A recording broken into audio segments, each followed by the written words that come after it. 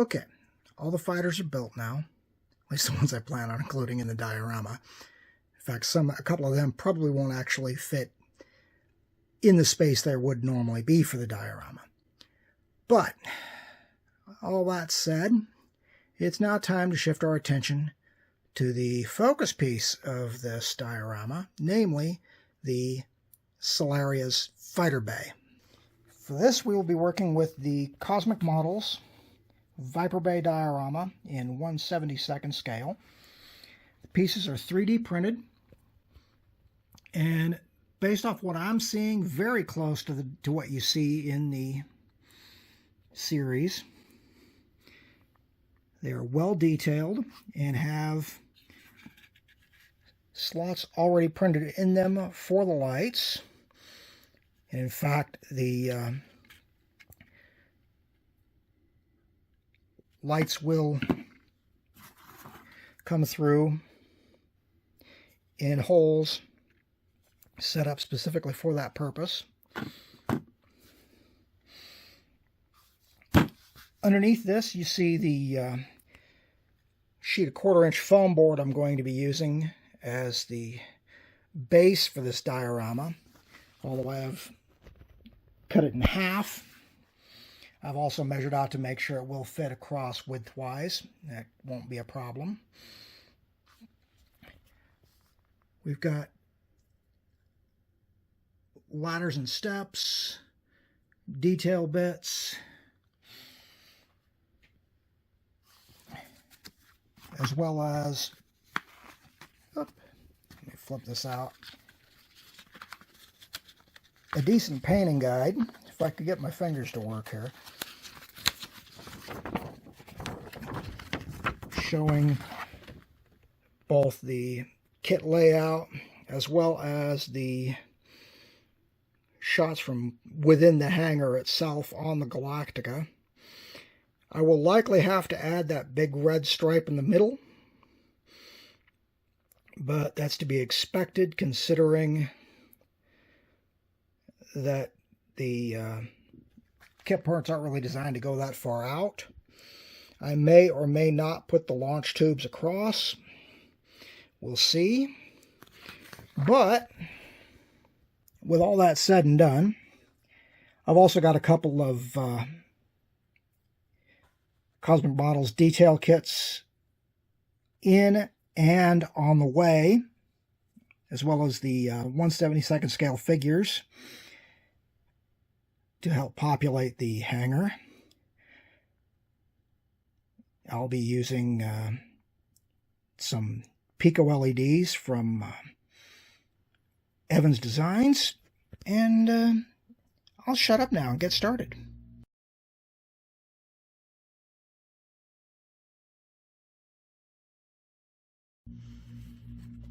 Alright, just with the parts slid together, freestanding, no glue, an idea of what this will all look like when it's assembled as far as the hangar itself goes.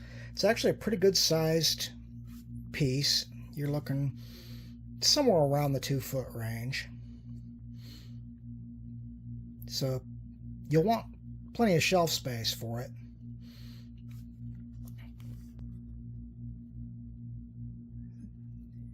Of course, I haven't put the rail in or anything like that. It's a good idea of what I'm looking at, though.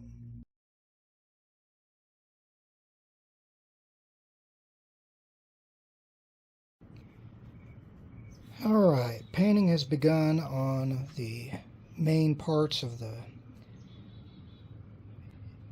hangar itself. At this stage I've got the larger walls base coated in black primer. Once these are done, I'll hit the back walls and then go for the next step.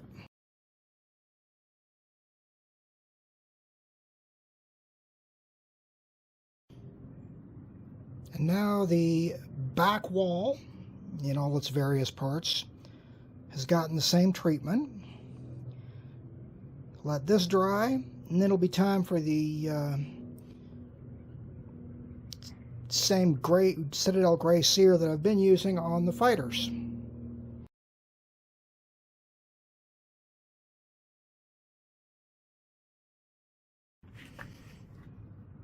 Alright, here we are with the coat of gray sear on the back wall parts and the tool bay cover. One thing I was happy to see here are these little holes showing up in the ledge. Those are where the guardrails go, or the posts for the guardrails go. So I'm happy to see those.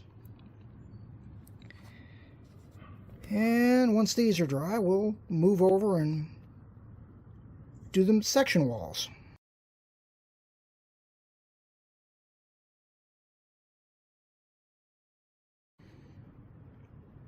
And now we have the gray going on the divider walls.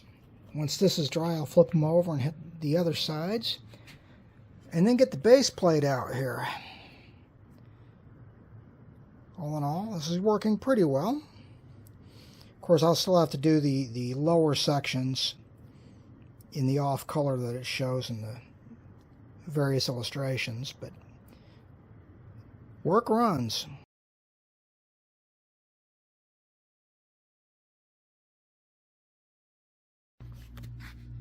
Okay, I will not lie.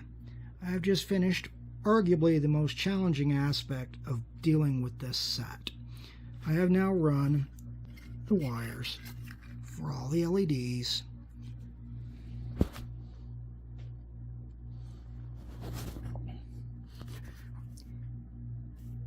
that will be used. The biggest challenge was actually getting these two to run in place. The channel actually runs, these two share the same channel, up through here and then down to the hole here. Trick of these ultra-fine wires is getting them through the slot. What I wound up doing is using a piece of thicker wire to run them through, and then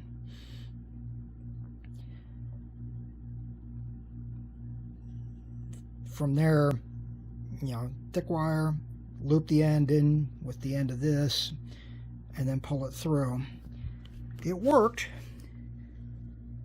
and like I said, all in all of the LEDs are now in place. Next fun will come putting the lenses in place over the larger lamps and going from there.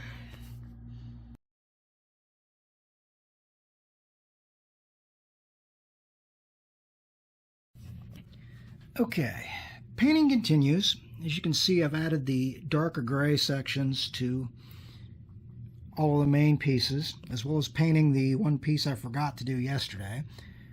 I'm using a darker gray rather than the duck's egg blue just because I prefer the darker gray, and this not being the Galactica, I have a lot more freedom to do stuff like that. I'm liking how it looks. We'll continue.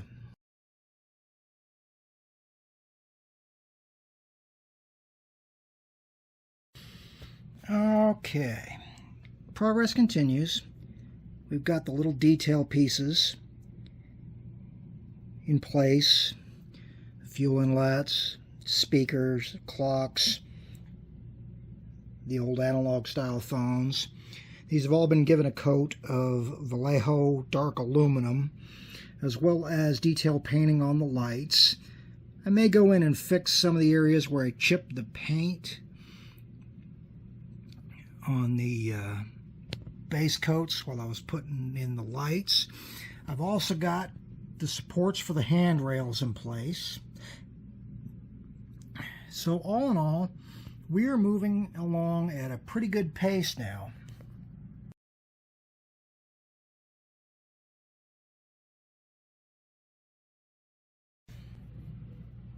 Alright, a little bit of progress. May not look like much.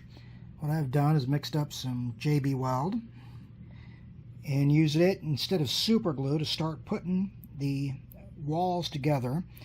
This is the tool room wall in the last wall piece.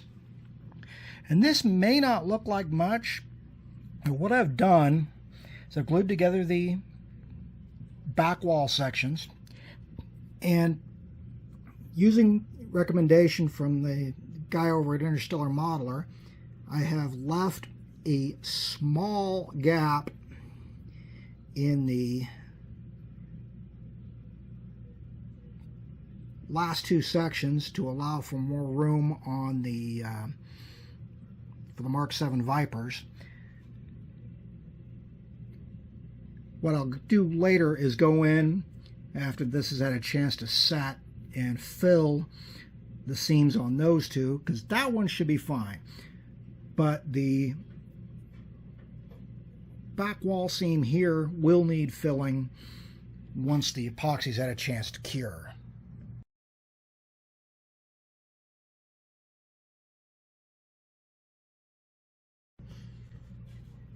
Okay, with the assembly of the back wall primarily done, I've still got to go in and fill some gaps, but I've got a basic mock-up of how this is going to look. I'm probably going to close the tool room door over here, as well as the access door there. But this is with the Vipers and the Starstreak in place. Starstreak is freaking huge compared to those Vipers. But that's a rough mock-up of how it's going to look. All in all, I'm really liking my progress so far.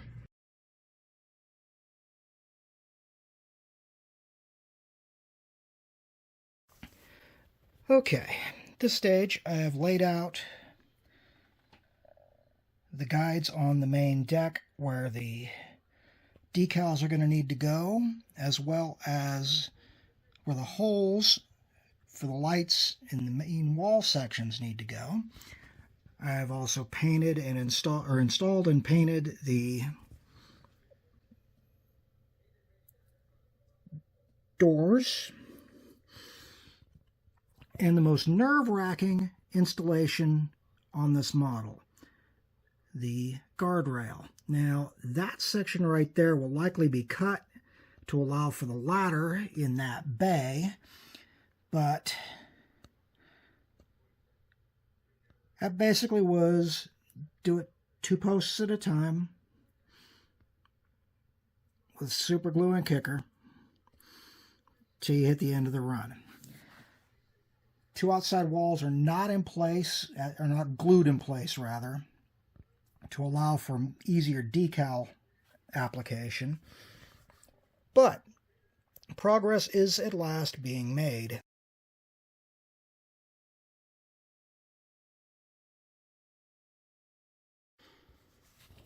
Okay, at this point, major decaling work is done. Got the markings into the bays. Got a couple of markings in the back wall, as well as poster and marking on the inside wall of the repair bay. I still need to open up for the ladder in that bay, but at this point we are ready to seriously start working on the accessories. Now, one thing I did here in this bay, you've got the Solaria emblem, as well as the Sun Swords emblem, as this bay is used by the CAG for the Solaria. In this one, to show its status as a guest bay, we've got the Terran Confederacy flag and the Valkyrie's insignia for Valkyrie 3, which will be using the repair bay. I've also got, another Solaria emblem, and a couple of the posters that came with the actual model. But all in all, we are really getting close.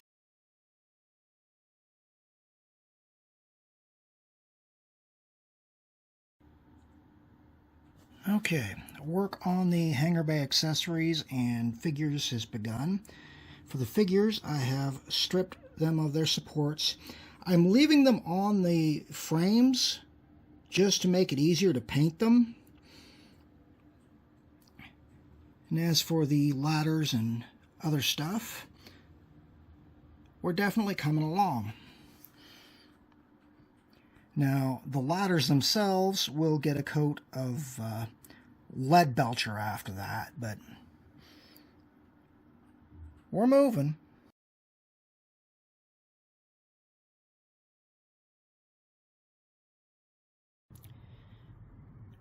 Out here on the porch, taking advantage of the weather, the second batch, including all of the figures and the batch of accessories I forgot to get the first time, are now all primered. Slowly but slowly, we're moving on.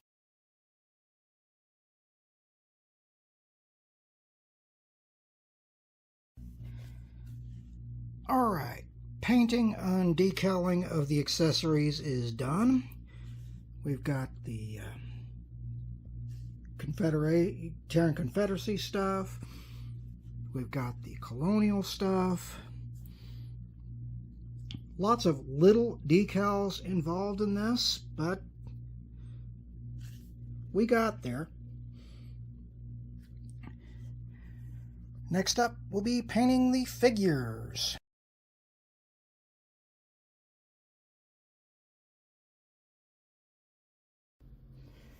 Alright, at this stage, I've got all the walls in place. You can see where the JB Weld got places where I didn't necessarily want it. I'm going to go in and touch some of that up. But also, more importantly, I have working lights. All three bays are fully lit, as well as the light leading out of the repair bay. This stage, touch up and some final bits, as well as the figures.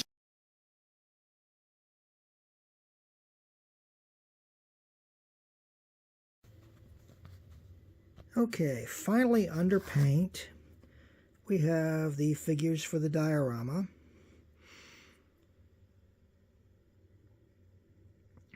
I was pleased to find out that Army Painter's Aztec Gold Speed Paint works just fine for the flight suits of the Colonial pilots.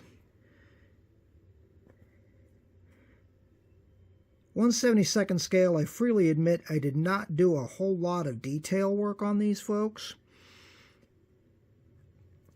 but they'll serve their purposes. Next up will be to get them on bases for the diorama itself.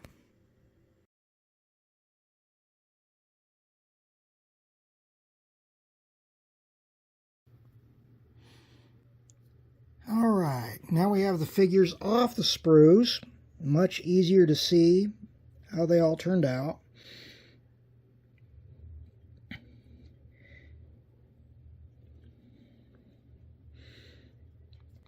Some of these I've assigned to characters from the RP, some of them I haven't. But at this point, the figures are done. I've glued them onto small squares of transparent plastic to give them a little more support on the base of the diorama. But at this point, we are basically ready to get the figures into the diorama along with everything else.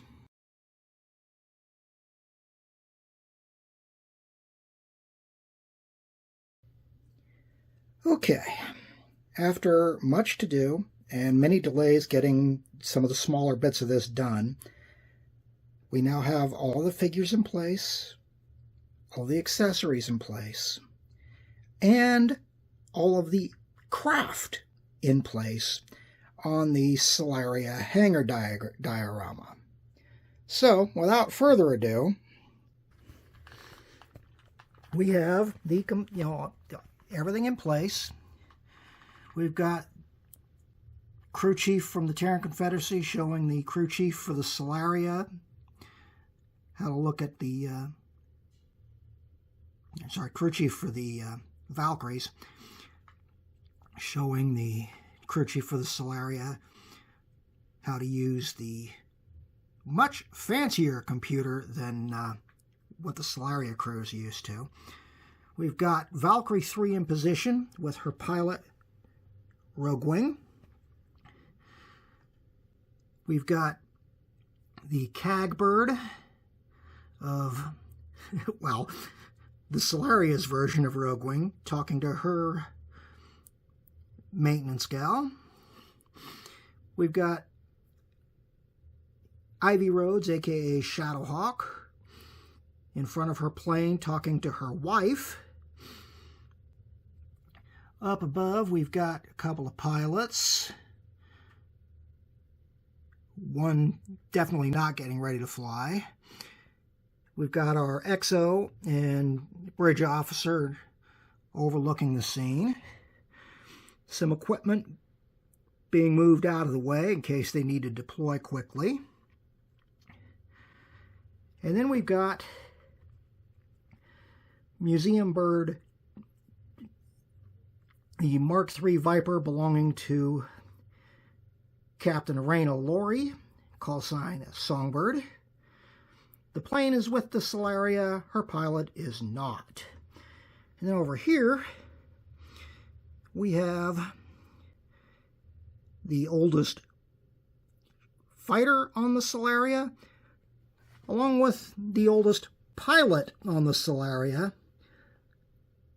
Commander Jonathan Drake, call sign Pulsar, talking to one of his pilots, Hades Black, call sign Scythe. Got a couple of maintenance people out. And of course, we can't display this without the lights on. I am really happy with how this turned out. Cosmic Models deserves a lot of credit for the Mark III Viper, the accessories, the figures, and of course the diorama itself. I am looking forward to getting this up and off the bench, so to speak. I'll put some stills at the end of this. And thank you all for following along.